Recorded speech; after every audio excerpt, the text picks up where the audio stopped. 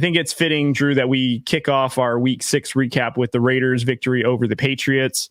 I'm going to let you kick us off on what your thoughts were and what your feelings were regarding the game and what your takeaways were.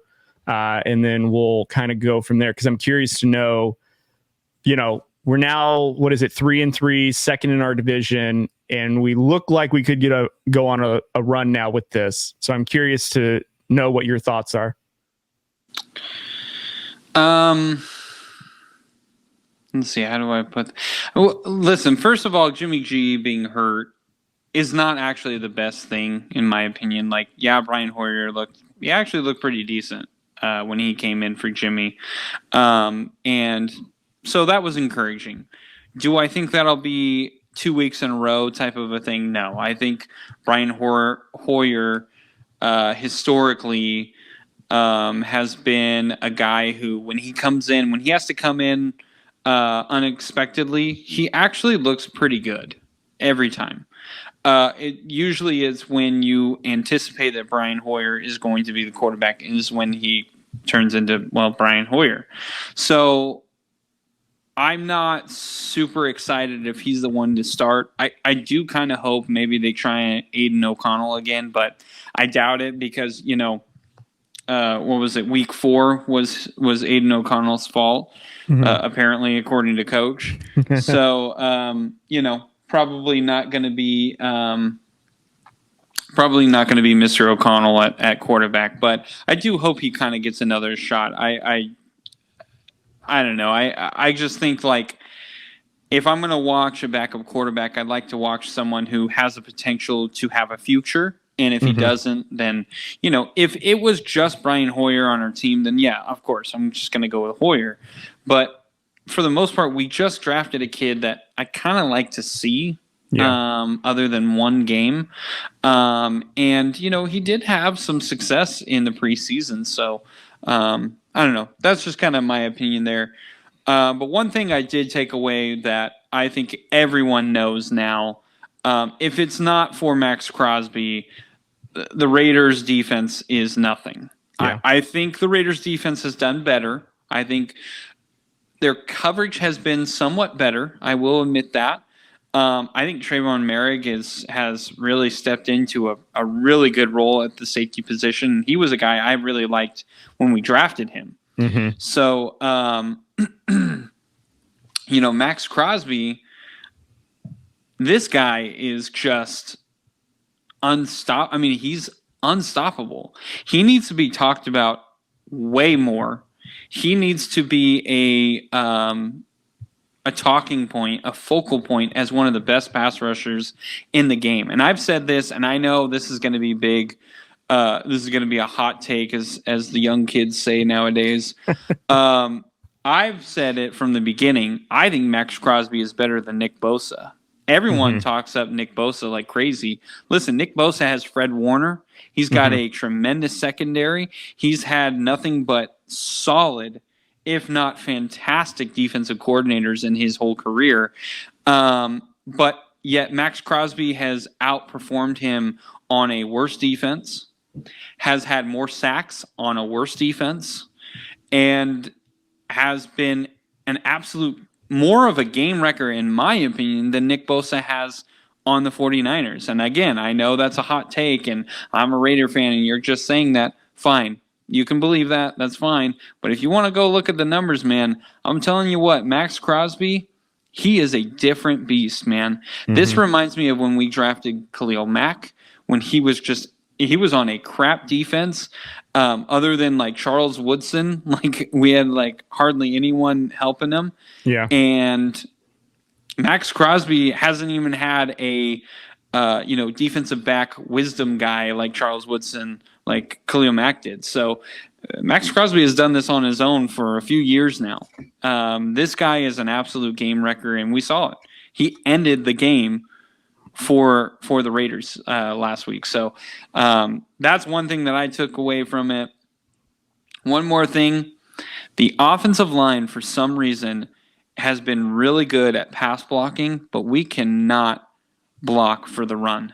Yeah. I mean, Josh Jacobs, it seems like, and as soon as he gets the ball, that line collapses. Mm-hmm. And it's funny because I was watching some film with one of the Sanger West Hornets football players because he's making a highlight reel, and so I was watching this one play. He was like, "Hey, do you think this is a good play?" And he's running up the middle, and the offensive line just completely lets everyone through, and he kind of wiggles his way out and kind of gets, a big 10-yard gain or something like that. Mm-hmm. And I was like, man, that reminded me of the Raiders offensive line, and just out of just reaction. And yeah, man, that's exactly what it reminds me of. And it reminds me of a high school team offensive line trying to block for the run.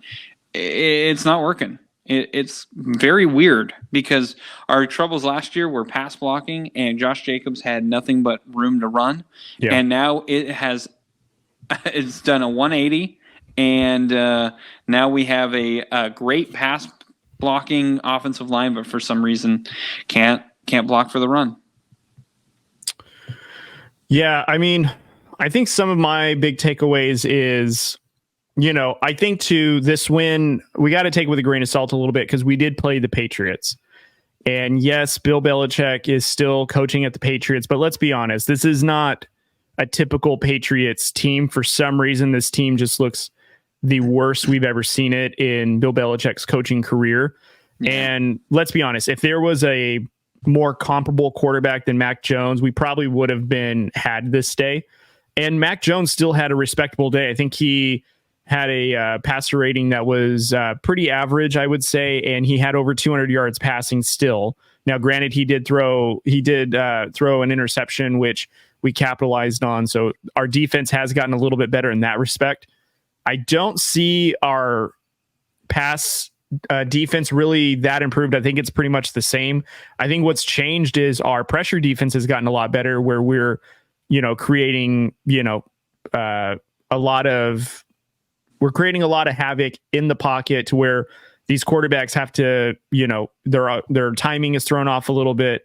I don't necessarily think that that's the secondary that we have that's doing anything, because we're still blowing coverages like crazy. We're still letting guys go free. Sometimes we're playing some really soft coverages and we're getting had. It's just our pressure defense is getting home or causing enough, rhythm and chaos to where it's not happening again.